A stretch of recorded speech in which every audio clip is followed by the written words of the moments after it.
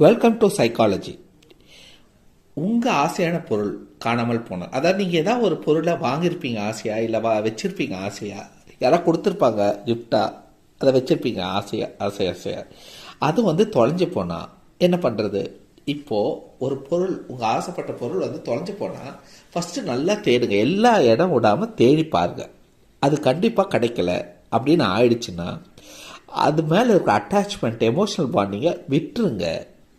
அதை பற்றியே நினச்சிட்டு இருக்காதிங்க. அது கிடைக்கணுமே, கிடைக்காம போயிடுச்சு, ஆசையாக வச்சுருந்தோமே அப்படி நினைக்கிறத விட்டுட்டு வேற ஒரு பொருள், அதுக்கு பதிலாக அந்த இடத்த நிரப்ப வேற ஒரு பொருளை கொண்டு வந்து வைங்க. ஸோ இதுதான் அதுக்கான சொல்யூஷன். அதையே நினச்சிட்டு இருக்கிறதுனால டைம் வேஸ்ட்டு, உங்களோட மனசு கஷ்டப்படும், நீங்கள் மன அழுத்தத்துக்கு உள்ளாவீங்க. ஸோ இப்படிலாம் போயிடக்கூடாது. ஸோ ஒரு பொருள் தொலைஞ்சு போயிடுச்சுன்னா விட்டுருங்க, இன்னொரு பொருளை தேடி போங்க. இதுதான் இன்றைக்கான டாபிக். Thank you so much.